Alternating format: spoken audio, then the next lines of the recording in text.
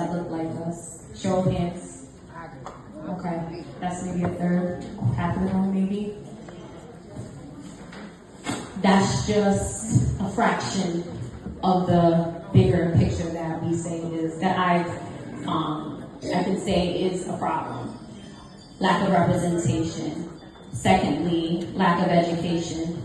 As I said, how many times do we go to see our providers, they give us a diagnosis, or they share with us a plan of care, and we walk away truly understanding what it is they said. How many times do they give us lab work and we don't know A through Z on that paperwork? We don't know what any of it means. And this is where I hold each and every one of us accountable. How many of us actually ask all those questions?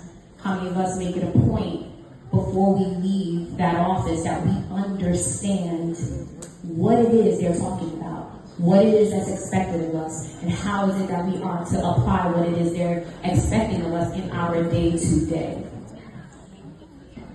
And that's something for you to ask yourself. So what I find, lack of representation, lack of education, and no one holding us accountable. Okay? So if we had someone, a care team, and a lot of these practices nowadays, they have someone in the office, embedded in the office, that's supposed to follow up with you. Are they really? But then back to holding ourselves accountable. Are we actually picking up the phone and saying, hey, I was supposed to hear from this person, to follow up on me, I'm following up on them. Sometimes we need to do that. We absolutely need to do that. The same level of care and attention that we put into our hair and our nails and whatever other appointments, the car we drive, or whatever, we need to put that into ourselves. Our health is our asset. It's our most valuable asset.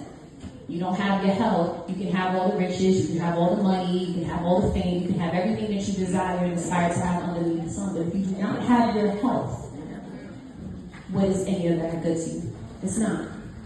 It's not. So, to what you asked, I find it very important that we do the work. We have to do the work. We have to put in the time. We have to take it seriously.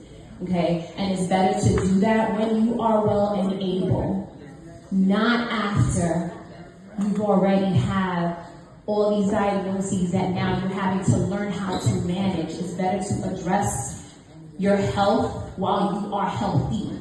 And that's what's going to extend your life expectancy. That's what's going to give you that viability. That's what's going to give you that level of confidence that you have to go out into the world and, fulfill your purpose. You really can't do much when you're bedridden.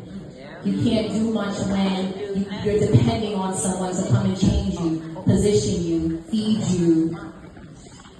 So if we all get to a place where we truly understand our value, our worth, and that seriously, whether someone is looking to educate us and empower us and make sure we are at our healthiest state, if we do that for ourselves, now the providers are going to have to take a second look at you. And I'll give you a real quick example. How many times you go to a hospital or any type of setting and you find that one family that is overpowering, they're overbearing, they're constantly at the nursing station, they're asking all these questions. Everybody is annoyed because here comes that family, here comes that daughter, let's run and hide, let's go on break, I'm unavailable. But guess what? That loved one is getting that level of care that they need because you have someone advocating for them.